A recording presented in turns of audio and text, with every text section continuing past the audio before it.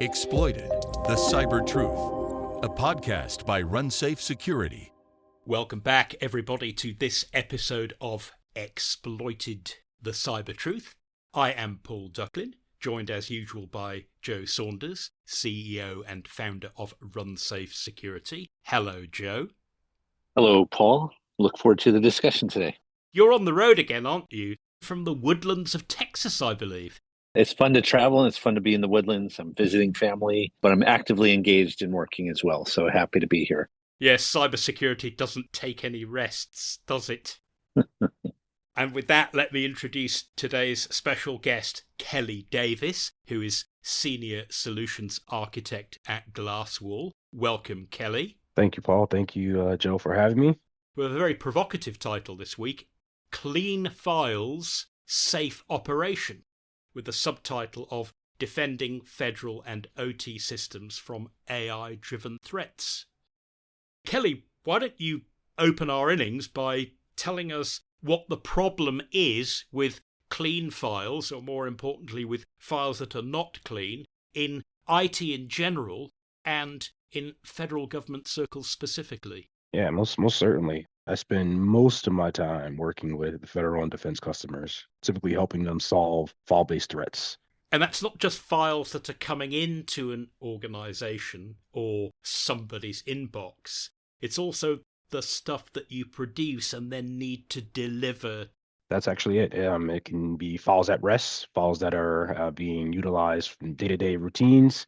What we do is we prevent that endless game of the whack-a-mole and trying to figure out what's actually guaranteed safe and what's not actually safe. At Glasswall, what we do is we don't look for the bad stuff that may actually exist. We rebuild files to make sure they're clean, period. So do you want to say something about the kind of risks that files such as documents or spreadsheets or PDFs or whatever it might be pose? It's not like you get one document in March and then maybe you produce an updated version in June. There are new versions of files all the time that are moving around inside and outside an organization. So how do you keep that under control? And what are the attackers trying to do to probe systems with rogue files? To start with, we're in a new landscape right now where AI is the big boom, right? Everything is AI. You have access to AI at your fingertips from your phone, your mobile devices, or from the web. It's a wild world we're in right now. So attackers are generating 20 to 40,000 new malware variants every hour. Obviously, that's extremely scary, using AI to study our defenses. When we talk about malware, that's not necessarily traditional malware like here is a program, an executable file that does bad things.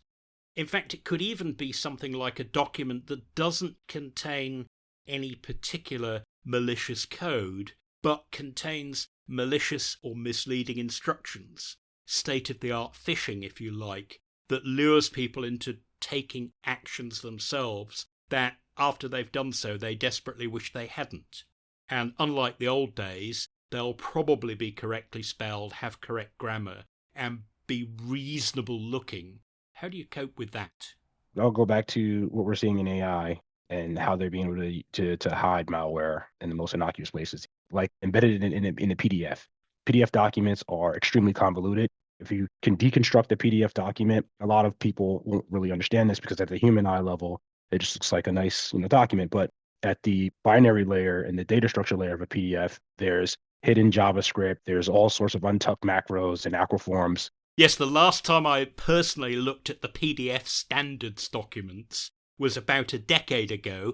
Oh my.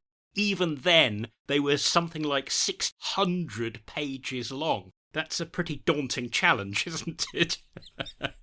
And that's where the attackers in the AI, that's how they're injecting the so-called payloads tucked away within the data in the binary layers of these files. The same goes with Excels and macros. It can look completely legitimate. You open it up, you click a cell, and then a payload detonates. That's essentially how they're being able to manipulate and gain access to various systems through these documents. In this world, in this landscape, files remain the primary attack vector.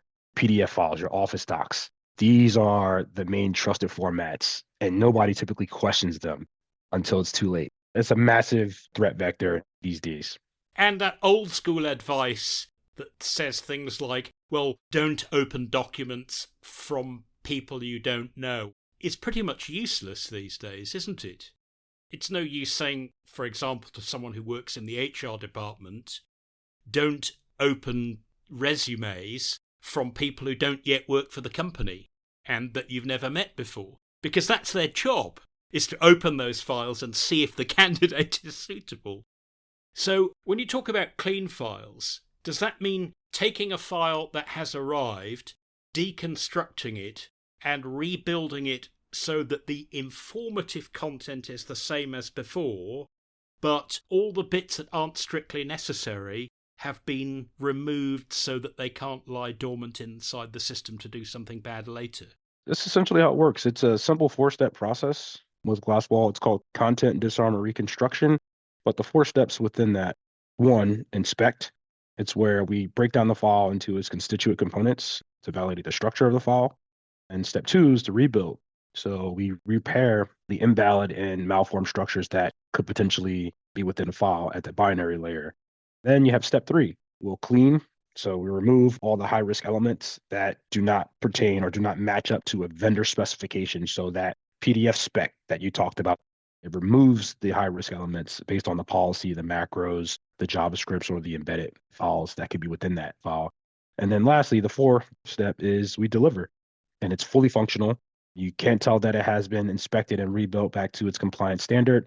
The users don't even know what's happening if a file is being CDR'd by Glasswall, and CDR content disarm and reconstruction. Now, does this mean that for some customers, they may need to adjust some of their policies and procedures, or maybe to improve the tools that they use in, say, the automatic generation of documents? If someone is triggering alerts or alarms very regularly with documents that they genuinely and legitimately created, then you may actually have uncovered that there's a flaw in the document building process that they themselves are using. And I guess when it comes to passing documents around in secure environments, particularly ones where documents may move between different security levels, that's a great thing to know, that someone is inadvertently not playing by the rules but never realized it. There's a stat there. So there's about 1 in 100,000 files that contain potentially malicious content, which is a significant threat surface if you think about that, right? That's just day-to-day usage. So how does the issue of deconstructing and rebuilding files differ when those files need to move between different security levels or from place to place inside a segmented network? Does that mean that there are constructs inside things like Word documents and PDF files that you tolerate at one security level, but might want to strip out at a more strict security level because there's more that can go wrong? These environments are brutal for security. And when you're thinking about various classification levels, whether it's air gap networks or files that need to be transferred into a different classification level, Randy Resnick, the DoD, DOW now, the Don CIO, admitted that there's something hugely wrong these days when it comes to the poor job of integrating security over the last 30 years. What we were doing was just basically duct taping certain things and poorly implementing solutions to protect the various classification levels. Obviously, in these environments, there are certain items that are not suitable for specific environments, broken down by security levels, classification levels, enclave levels. These various files are broken down by personnel who can view certain components. When you're passing data through Glasswall, you have the ability to modify your policies to cleanse certain data to prevent the spillage while the file is transferring into another environment, so that certain personnel can now view these documents without breaching rules. So from a security standpoint, we help these systems and these organizations at those levels protect their data through transfers in air gap environments within the various classification levels. So it's fairly obvious how AI comes into the attack side. Although it doesn't create new types of attack, it makes it really easy for attackers to produce not just tens or hundreds of different variants of a known attack, but as you say, tens or hundreds of thousands of new samples per day or even per hour.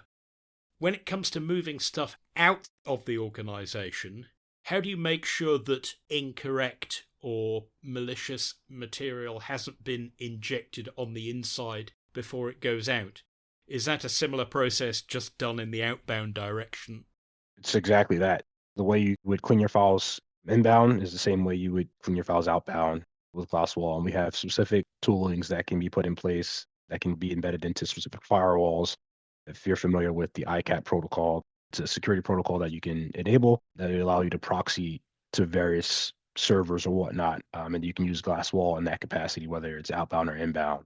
Files that are being transported out and in can then lean upon Glasswall to sanitize the documents or to redact specific content from the documents, whether it's leaving your organization or coming into your organization. If you think about what AI is doing to help attackers study the target environments, you can only imagine what we're doing on the other side with AI to ensure that we are meeting the standards and having that leg up for security toolings. We can get the AI automatically to deal with the work harder point of view. It doesn't get bored looking at 200,000 new documents in a day, whereas a human would just run out of the ability to focus. And that leaves much, much more time for expert humans to work smarter, so we get to work smarter and harder at the same time. Yes, I wholeheartedly agree. Coming from where we are now with the advancement of AI and how we're using it to plan our offensive attacks, and the brutal truth is the old traditional detection way is outdated, right? And it was always playing catch up. If you think about the time a detection system or a signature within a malware software gets updated, generally you see an average about 18 days before a new threat gets detected based on that signature that has just been released. So you're always playing catch up. And if you think about the federal environments and they move at a snail's pace, that 18-day gap could seem like 18 years. They're definitely playing catch up and they're outdated by the numbers. So, Joe, maybe I can flip things over from the more conventional IT side to the OT side, where generally you're not sending specifications documents and spreadsheets and PowerPoint files to your embedded devices, but you are sending very specialized executable code files. You can't rewrite those executables by changing the way they behave and the actual operations they perform, because they may be mandated to do certain things in a certain way within a certain time in order to get their certification. But you can nevertheless build a security component into those files, can't you?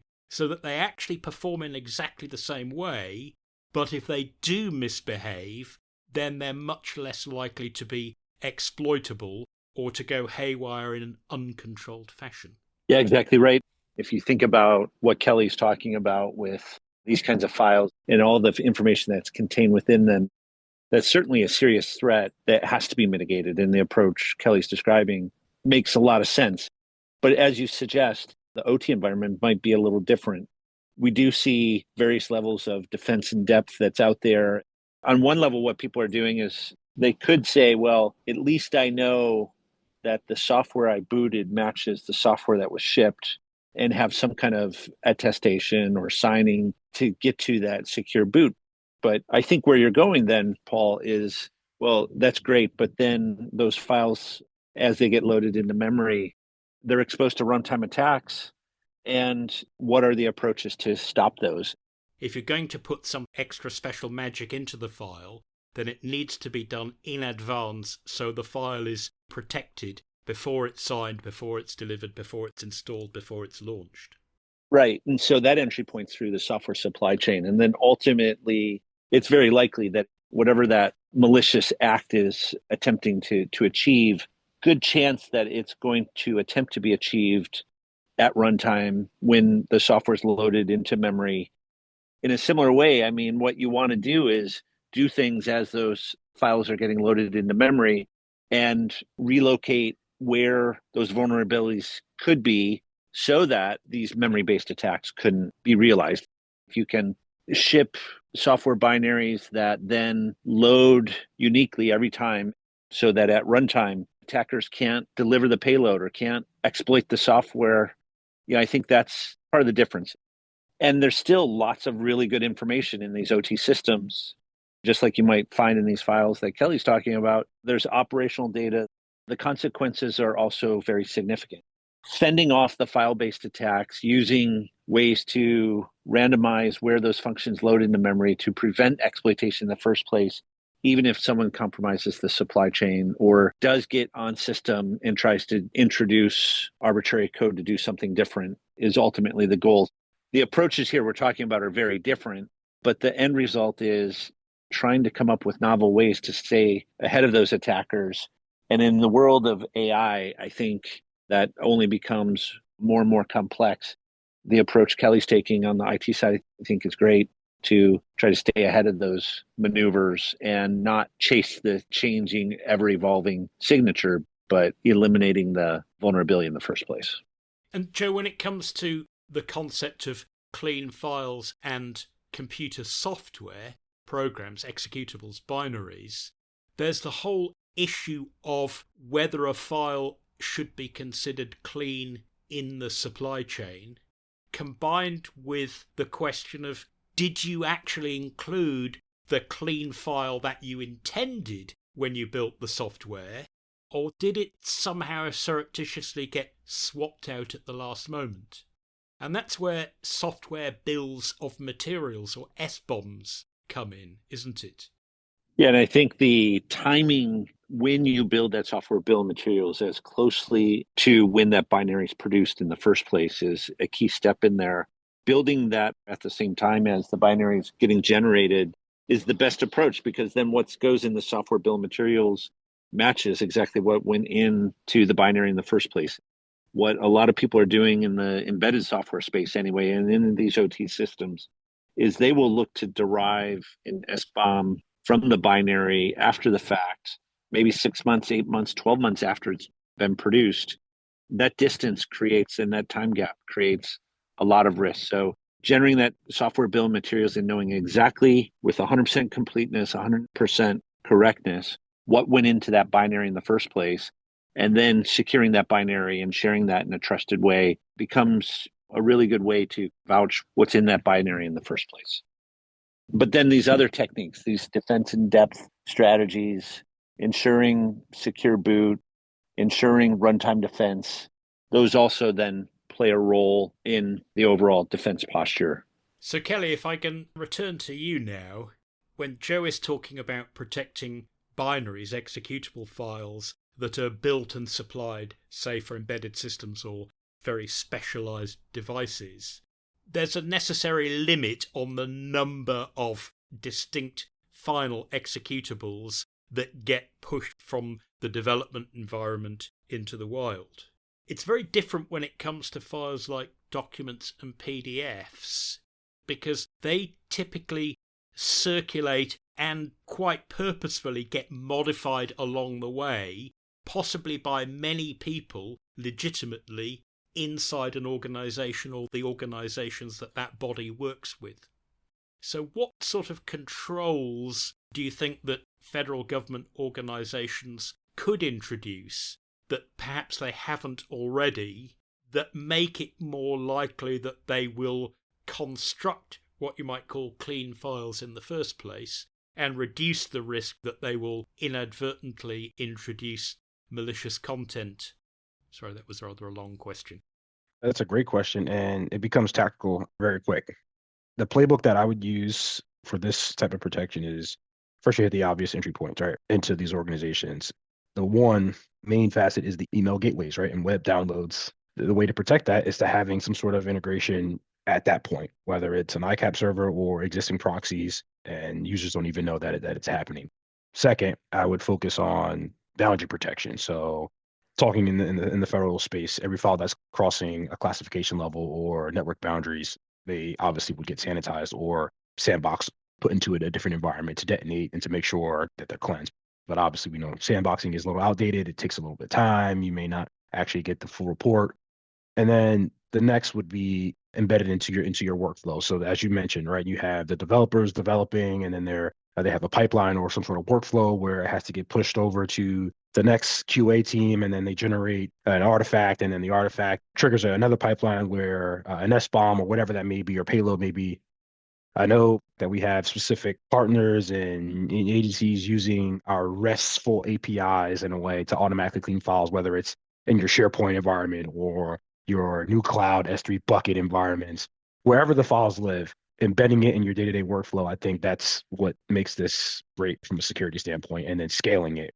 The main key is policy differentiation within these enclaves or these various classifications. Maybe you strip all the macros from a file that's coming in from the internet. On the other side, you're more permissive with internal documents, basically configuring at your own risk tolerance at that point. It sounds as though there are some compromises that users might be expected to make that they might be a little bit resistant to at first. It is quite difficult to persuade people to give up IT conveniences that they've had in the past, even if you're only asking them to give up a very little bit. We've seen that with multi-factor authentication, haven't we? With people saying, how can you expect me to spend an extra 30 seconds a day typing in this code or presenting this magic key? And then once they get used to it, they realise, you know what, it wasn't that hard after all. Is it the same when it comes to managing things like document flow inside a big and possibly bureaucratic organisation? I wholeheartedly agree. Introducing the various authentication protocols can definitely be cumbersome, and users are not fond of it. But when they realize the protection behind it, then typically it just works in with the day-to-day workflow. From a document standpoint, yes, it depends on how you implement this. So there's a few seamless ways you can do so. You can integrate via proxy, so the users have no idea that it's happening in the backend. And then you can utilize a modular open system approach, querying the said API or the applications to then sanitize those files or to sanitize what's happening in the backend without the users knowing. And then there's also here's something really cool that we're working on here at Glasswall. It's with our Foresight AI capability. It's predicting what these files may look like and providing you an intelligent threat report on what will get stripped out from the file prior to it happening. So this can be bubbled up and provided to your IT system way ahead of time while files are being in transit through your email gateways or your proxies. So you're not just protecting the files, but you're learning about what's happening and what's targeting you. So presumably for your outbound files where you've constructed things that you think are okay and nobody's complained about before, you might actually learn ways in which you could simplify your workflow, simplify the types of documents that you produce, which will actually save you time and money and make everybody that you send these documents to safer at the same time, for a true sort of win-win situation. I would agree. If an organization is a little timid about getting their feet wet or diving off the deep end, you start with a pilot, right? Pick your highest risk files and the flow that they may be coming in and protect them first, right? Maybe it's inbound email for executives or files crossing to an unclassified to a classified environment. Show that value and then expand it based on that. The Navy did a project. You all can look up, it's public. They did Project Flank Speed, where it was an initiative to focus on how to protect data coming in and out. And they did it by an iterative approach, tackling one component at a time, and then going down the cycle and ensuring that it met that standard. I guess you just start with the pilot and then you just continue to move forward with it. I'm conscious of time, Joe, so I'd like to ask you if you would provide some, what I might call encouraging concluding remarks. It's clear that a little bit of discretion goes an awful long way. What would your main advice be, particularly for federal government departments that think that this is all too hard and they'll never get there? How can we get this started in a way that will let us stay ahead? Well, I do think we all can agree that attackers are creative, they're often well-funded. Indeed. And it's a constantly evolving landscape. And with the introduction of AI, either the volume's increasing or sophistication is increasing. Or both. Yeah, or both.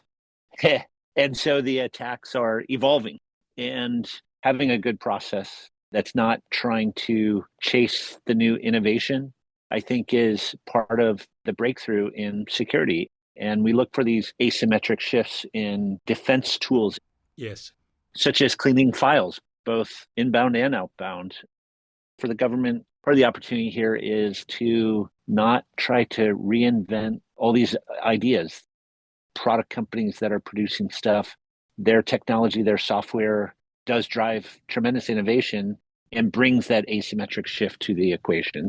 That's what we try to do at RunSafe with cleaning files. I think Kelly and team, that's what they're trying to do here. So we do need to rely on technology and be mindful of the effects of AI, but certainly look for asymmetric shifts ultimately. So loosely speaking, Joe, you're sort of talking about changing the economic equation, if you like. So it's become much cheaper and easier for attackers to generate thousands or hundreds of thousands of malware variants, for example. But that doesn't mean that we can't nevertheless continually make it more expensive for the attackers, even though they have these things that they consider optimizations. Well said, Paul. A podcast dedicated to staying ahead of the attack is apropos as well. Oh, yeah. Yes. Well, with that, let me say that is a wrap for this episode of Exploited, the Cyber Truth. Thanks to everybody who tuned in and listened. Thank you so much, Kelly and Joe, for, I guess, just touching the surface of this broad and deep field of cybersecurity that we live in. If you find this podcast insightful, please don't forget to subscribe so you know when each new episode drops. Please like and share us on social media as well, and don't forget to recommend us to everybody in your team. Here's to fighting back against the attackers in a way that means we really do work harder and smarter at the same time. Stay ahead of the threat. See you next time.